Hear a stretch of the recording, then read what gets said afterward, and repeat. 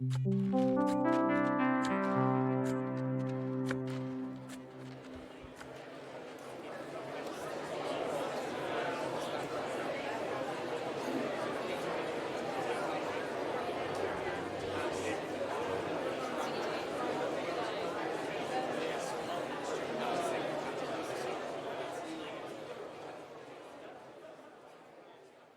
are demonstrating on the stand next to Sight and Sound in the far left-hand corner.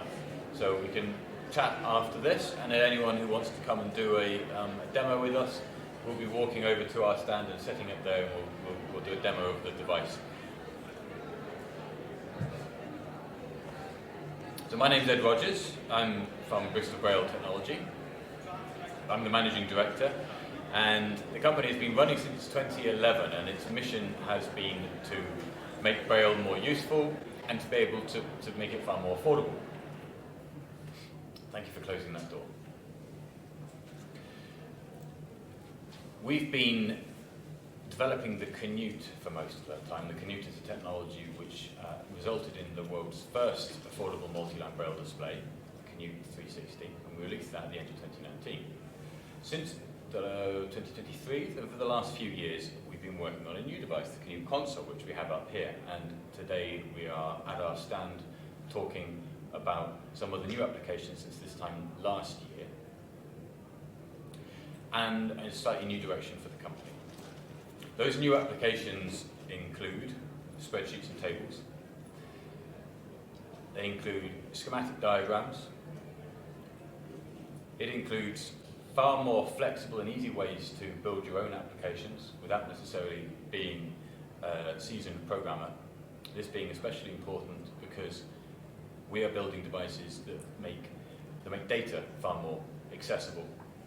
So that if someone has a particular data source, data type that they need to represent for their work or their education, they can string together the various open source libraries we've created in order to represent that in a tactile and visual way. And finally, we're going to talk about how we are changing the nature of how we do our business, so that we will be open sourcing far more of our technology. We will be supporting our hardware for much longer, allowing people to repair that hardware themselves, to make changes to it themselves, and to do all that under warranty. But firstly, I will introduce the Canute 360 and Bristol Braille. So Bristol Braille comes from Bristol, comes from Bedminster. We manufacture in the United Kingdom. We're the only Braille display manufacturer that does so in the United Kingdom. We're also the cheapest by sell of any of the Braille display technologies. We have an entirely unique display technology, which is 40 cells by 9 lines, but it does not use piezoelectric. So it doesn't have an individual actuator under every pin. In fact, it doesn't have pins. It has a hard signage Braille for an electromechanical action, which if you come over to the stand, I'd be happy to demonstrate how that works. The end result, though, is that we were able to make something that cost the same as a single line display, but was 9 lines. And we were able to build it in small batches, which is the only way that you can start a business in this field without the backing of one of the existing organisations, and deliver it according to the specifications decided with community meetups that we've had over the years and continue to have. The Canute Console is an extension of the actual Braille display itself in Canute.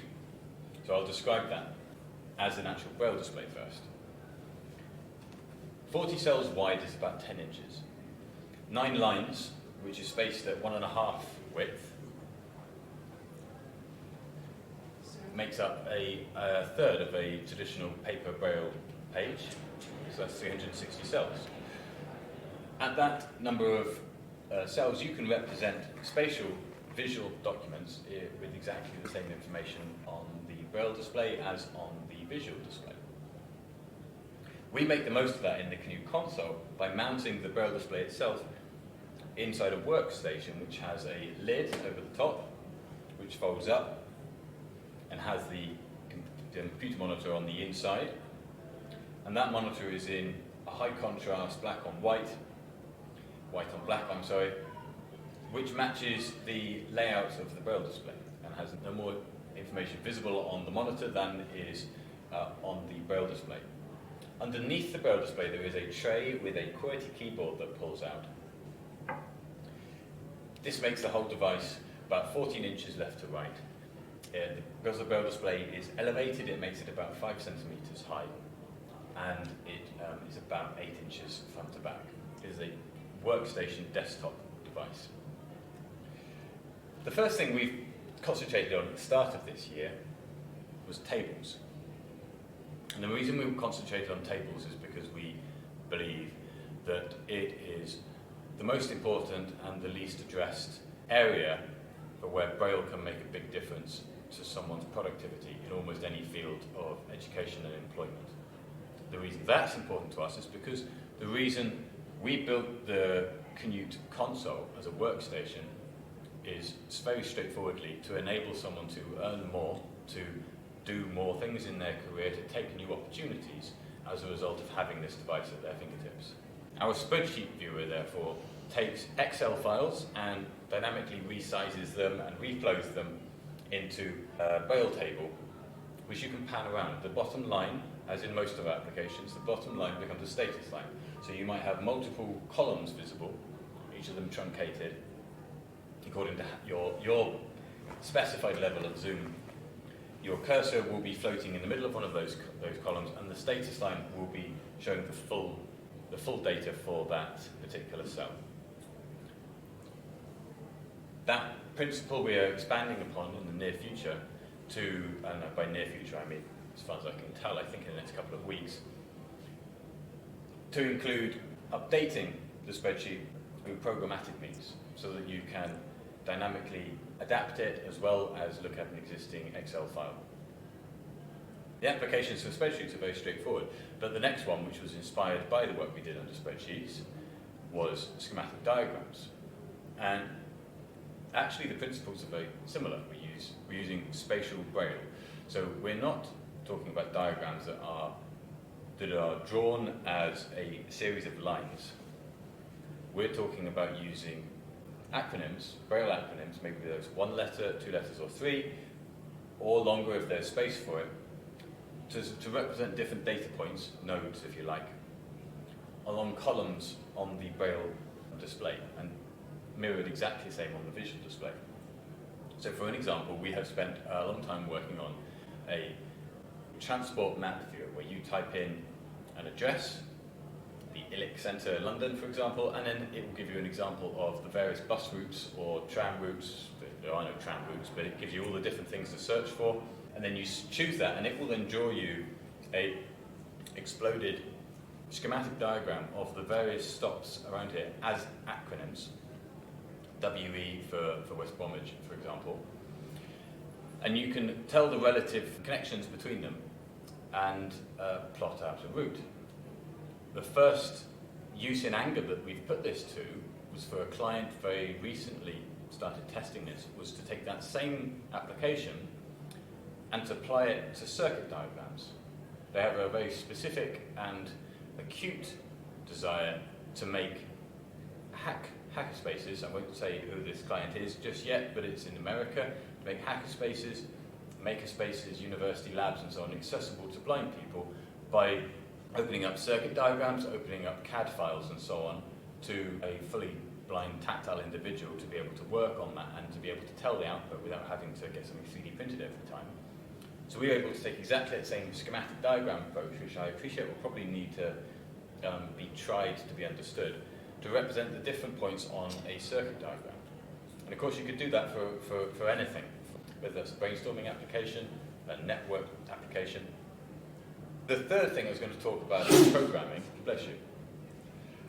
And of course having multiple lines, having 9 lines and having full indentation and being able to represent absolutely everything which is shown on the terminal. I forgot to mention this is a device running from the Linux terminal, but it can be plugged into other computers. It can be remotely run from other computers as well.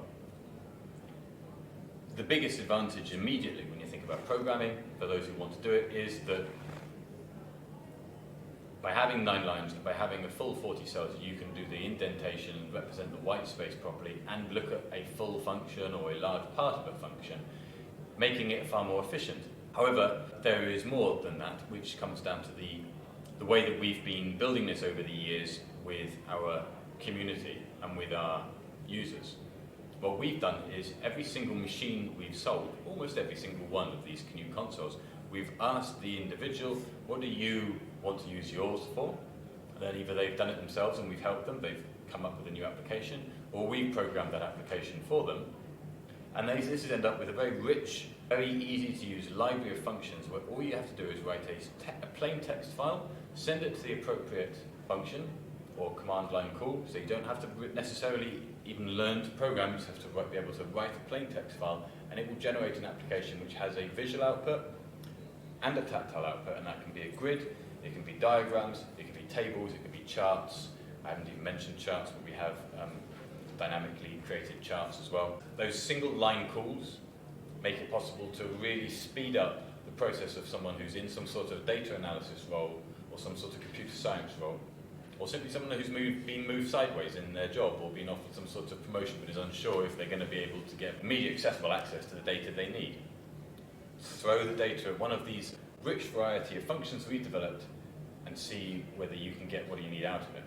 We also offer premium packages of the hardware where we do that for you if you need that. All of the above plays into what's changed for Bristol Braille over the last 2-3 months.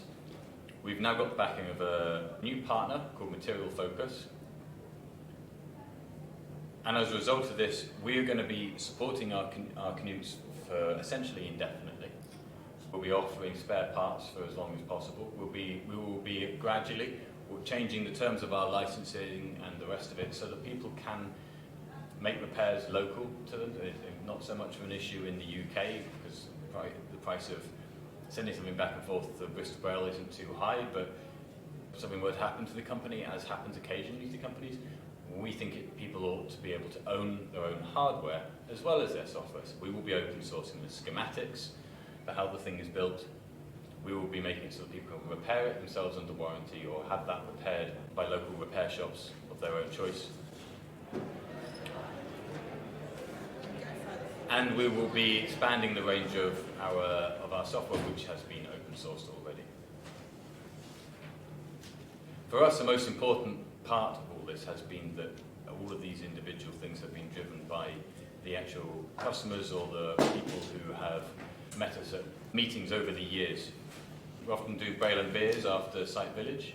Those have been opportunities to put these devices in front of people and ask them what they want to use them for.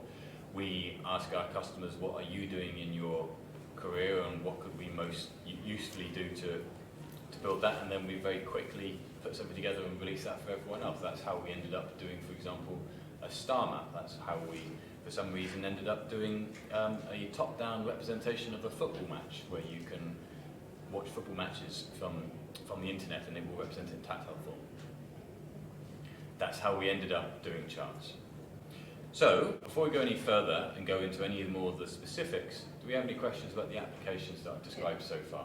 Could you tell me how you would be helpful in the classroom, the school classroom, with visual impaired students? Yes. So if you have a student who is a Braille reader and they are showing interest in computer science, as an example. I have a two large crim students. One's a GCSE and another one's just going to start in September. And they are both, very interested in that, but their sight is quite bad. Are they going to be learning Braille, do you think? One of them knows Braille, yes. Mm-hmm. Yeah, so. One of the advantages of having the arrangement that we have here, the hardware arrangement with the monitor, is that because there is a high contrast visual monitor and the Braille display, someone can transition comparatively easily from one to the other. So it's quite good for partially sighted, severely partially sighted as well as the Braille. Well, someone stopped over earlier at the stand and said that they themselves are have to magnify further and further as time goes on. Well, after a while, it does eventually, even for people who are slightly reluctant to learn Braille, and happily, there's a lot being done to encourage people to read Braille now. But regardless of that, eventually it is more efficient to read Braille. The problem is the switchover, isn't it?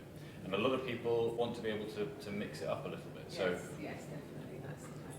having the two there is useful, but in particular for classrooms and so on, when you're working with someone and when you may end up with a blind and a sighted peer working together, or a visually impaired peer working with someone, having the two synchronized so that it's the same information in the same spot is really handy. So line 3, halfway along, is in the same position to within about 1/8 of an inch on the visual monitor.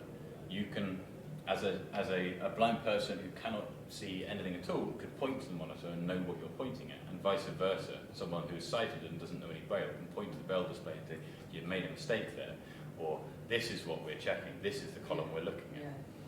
And that really frees people up to be able to start messing around really with Braille. You need to be able to do a bit of messing around as well as just going straight in at the deep end.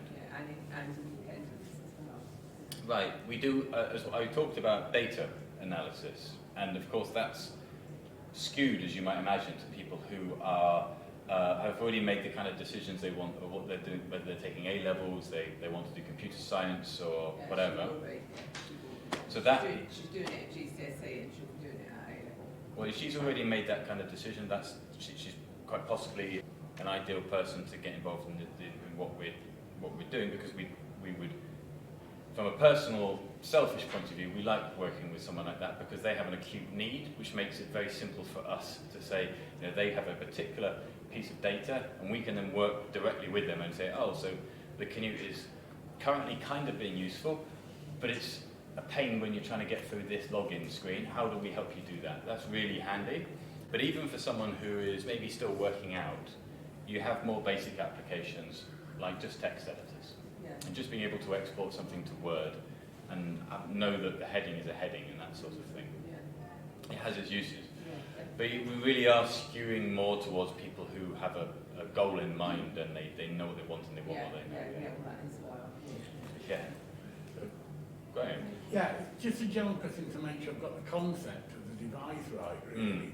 So am I correct in saying, rather than working, being a Windows machine that works with a screen reader, instead you feed the data into it, and it's a Unix machine with various apps that can process the files that you feed in, and that you get out. I suppose feeding from that, my question is, how do you easily get the files in and out of the machine to work on? It is running a Unix-based system. It's running Linux.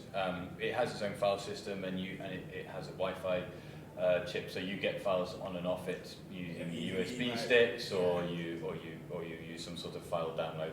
You can, of course, also hook that up to a remote server and then have that have that synchronized to the device. So you could use SSH if you are savvy, or you could use a more commercial package if you have that. Is there an email client in there in case someone needs to get a file to you who doesn't know? There, as a command line application, there are a variety of different email clients you could use, and we could work with you to get one of them working for you. Yeah, I suppose you could, couldn't you? Because it's just Unix, so you could use. Yeah, it's the decisions we have made have led us down a particular path, which means that it is not as friendly as using JAWS on a Windows 10 device for someone who is a total neophyte at this. It's not meant to be. It's meant to be powerful, and the big advantage of what the decisions we've made is that every single command line application which works in the command line will automatically work with the same layout on the Canute. And there are so many applications for people who are manipulating data, for people who are getting into computer science. It is not necessarily the device for replacing all of your other computing. It is a device for if you aspire to be doing something new and interesting, and you want to be able to, for example, create graphs and then export them. We just as an aside, we have a print screen button here. One of our customers wanted to be able to export something both to BRF and to a normal printer. So we remapped the print screen button, which normally creates a JPEG spreadsheet, a JPEG snapshot. It now creates a BRF of the current page, which can be sent to an index embosser, for example, which is what I tend to use, or it could be sent as a text file and be printed out. So you can do that kind of thing. That's because we are running a screen reader in the terminal. Does that answer the question? Yeah, Greg? I think it does, because I know there are lots of screen readers with Linux as well, so presumably. Yeah, we're using BRLTTY, and that is also used on all sorts of other systems. You can use this computer, the console, to plug into a Windows machine and control that from the Windows machine's command line. Yeah. As at the moment, we don't have it running with GUI applications, graphical applications. That is not a technical barrier. We're working on it. It's just not been our priority at the moment.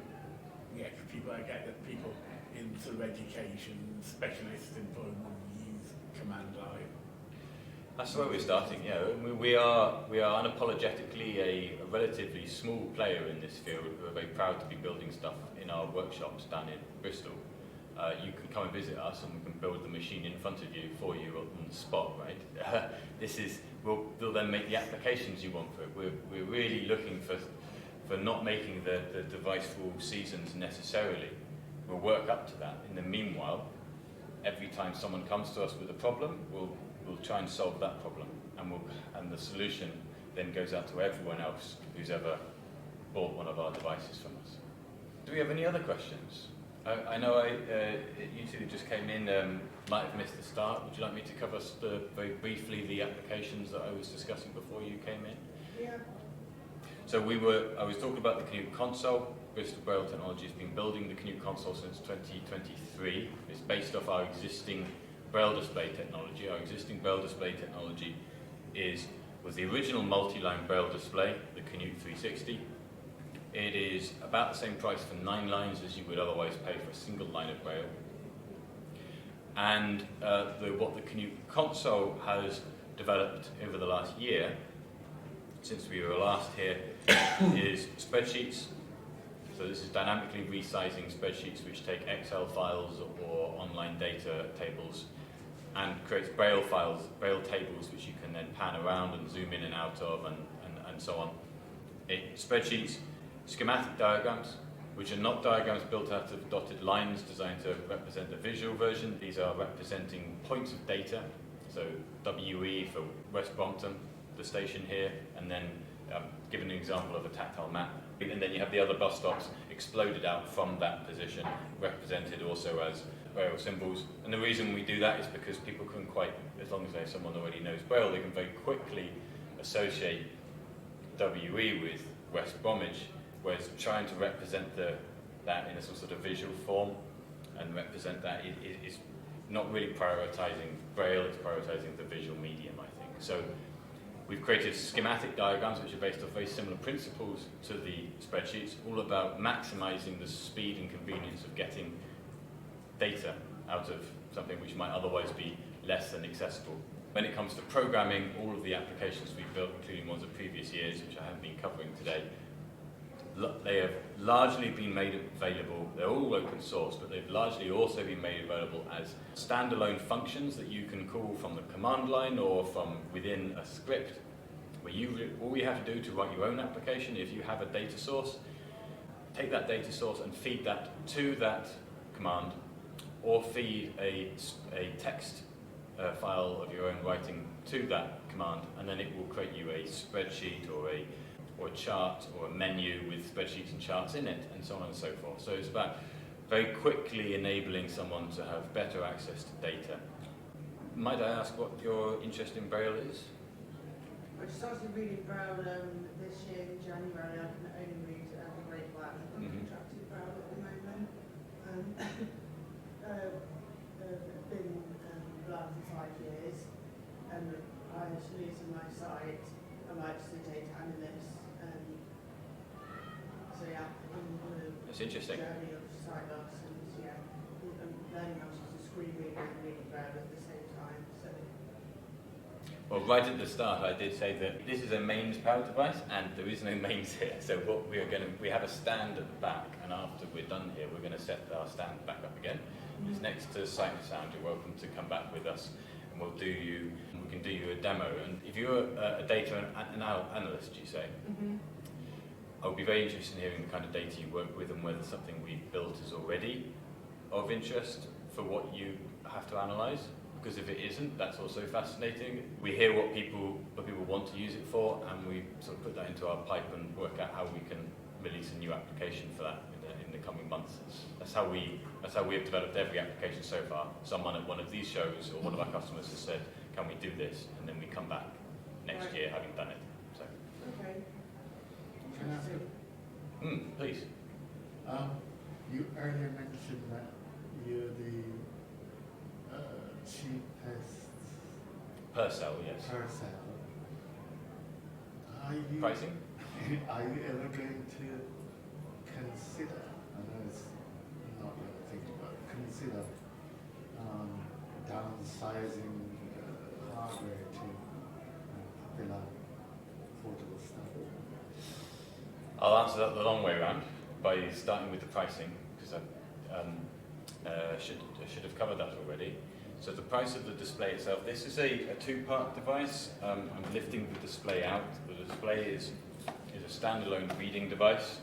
It's the dimensions I described earlier, 14 by 8 inches, but it's only 1.5 inches thick. This is the display. This just reads BOF files. We plug that into the Canute Console workstation, which then transforms into the larger device with the lid and the QWERTY keyboard and the workstation computer. The display on its own, the Canute 360, is £2,500. The full thing, the full workstation is £4,000, and then we have options for the premium package, which takes it up to £3,500 or £5,000, depending on which model you have. And the premium is where we develop applications for you, and you get extended warranty and a lovely flight case. Pretty good comparatively. What's that, sorry? It's pretty good comparatively. Yeah, I think even our £5,000 offer is about the same price as some existing single-line Braille displays. It's much cheaper than other multi-line Braille displays, especially given that some of them are only 20 or 32 cells wide. In fact, they all are only 20 or 32 cells wide. And importantly for us, we deliberately have the premium thing as priced as low as we can to encourage people to take it, because we want to build new applications for people, because that's how we build up. That's how we make a decision about what we're going to work on next.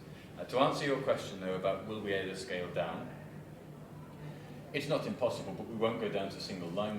We're unlikely to scale it down very much. We have been asked to make one which is 25 cells wide, and we'll see whether that goes through.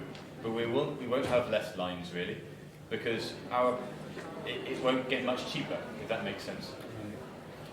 For us, the way it has become more affordable is by sharing actuation. So if we have less cells, we have the same number of motors, just producing less cells. Great. Manuals and quick start, quick Braille code, File Explorer, Social Media. We won't go into those, but just briefly, the File Explorer is an example of a tree view. So it shows indented, an indented relationship. So you could use the File Explorer to show the relationship between other data types. So if it's hierarchical data, can be represented using that, for example. The reason I'm saying that is because these are not closed applications.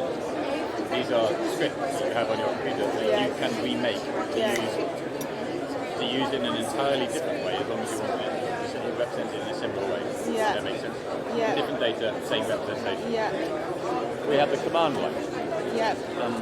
We are the only Braille display that I'm aware of which Has this many? well, certainly that has this much Braille, but I was going to say that it has and encourages people to use an entirely open source Linux operating system underneath, where you can use whatever program you want, anything you find on the internet that runs on Linux, which is the majority of command line applications, will be run from here. Okay. So, next one down, reader mode for BOS. If you have books on the RNIB, for example, that you mentioned, you can get the library cards and put them on here. And you'll be able to read them as in a particular mode designed for reading BOS, which is a bit different from everything else we do on here. So I'd plug in a memory stick into here, and then I can just be reading. And it will remember your position, and you can put bookmarks in it. Now that's cool. Like, I like that. I love reading as well. That is what we originally cool. designed it for. Because that's what I'm using Braille for at the moment. I just want to stick with that and sort of like second nature to me. Next up, we have a text editor. Yeah. So you can create text editor from various templates. I say various templates. I think right now it just has Word files, but you can. That do as is many as you want. also useful. That's really useful. And what about this read PDF? Yeah. Yeah, okay. In two different ways. You can read it, but it tries to convert it into a properly accessible document that has headings and so on. PDFs are annoying. They're not always accessible. And when that doesn't work, you can work. also look at it in print view, which is where it tries to represent the position of the page correctly. So you can either represent the text correctly, or you can represent the position of the text correctly. So you can try both modes and see if you can get the data out of it. But there's only so much we can do with a PDF. Yeah, that's true. We then have some options for making a diagram from the CSV. So if you wanted to, for example, create a flow diagram, you could draw that flow diagram using a CSV file, which I'm sure you can work out from first principles how that might be done. But you might plot various nodes as items in a CSV file. The next one down, we have a demo of a spreadsheet. That's a dynamically resizing spreadsheet. Again, we've already talked about that. Yeah. We have charts. These are condensed charts, so they try and compress the information down to so that you get the relative information of a node. They use Braille characters rather than lines. And the main way that works is that the chart itself gives you a very crude overview very quickly. Yeah. Because the quick overview is often as important or more important than the specific data. Yeah. And then the final line, the ninth line, is giving you the specific data for whatever cell you put your cursor on. Yeah. So you get the overview, then you need the specifics and the exact number to run your cursor over. Next example down there, we have streaming football matches. Yeah. Now, streaming football matches is the one I was also telling you about. Toby was done on a bit of a rush, just to prove a point. Yeah. Yeah. And that is essentially a bird's eye view with each corner is a flag, and the players move about, and you feel the ball moving from one position to the other, and you can get a feel for the play and the movement of the ball across the pitch as the match progresses. Do you do games? Like, create games? Not that I'm interested in, but I thought people are. The next one is City Map. Oh, cool. It's a very detailed map of Dublin. Yeah. You can walk your character around. Yeah. Like, we'll bring this one up, not only because it's the next item on the list, but also because it started out life as a tactile game called Braille Theft Auto. I eventually stripped all the missions out of it when I realised that, probably more useful as an actual map. But Braille Theft Auto. That's quite The next one down is a public transport map, which is a very serious and not at all Grand Theft Auto based application for plotting the different positions of relative bus stops. So you type in a street address and then it will tell you what nearby bus stops and how those bus stops connect to other bus stops and so on and so forth out. Do you do anything with calendars? Have you created anything with someone where I could see the yearly calendar without, like, I know I'm in September and February now, but I want to know what's going on July the 10th, because there is something I plot every year for every day of the year, with some data that I've connected, but I would just like to be able to feel it, like see it the way someone would see it on a big calendar they buy on their wall, but I can't because I would need the calendar to take up my whole entire house for me to even try and see visually. Which is a nice idea, but a bit much. But then to feel like here, it's like a perfect size. You know, I don't know. Have you ever done it's that? either that or curtains, I think, isn't it? Maybe curtains would be big enough. Yes. You could have a curtain for each month. Yeah. You just pull the curtain across for a different month. Yes, we've done that in the past. We haven't got a demo built in. Yeah. There are applications that you could just install and run directly. It's nothing to do with us. This is what we're saying. This is not a lockdown system. Yes. There are command line calendar applications. The thing is, you want to do it yourself. Some of them would work, some of them wouldn't. But, in terms of what you want out of them, they'll all work, whether they get what you want. Or we could do it with you and we could build one.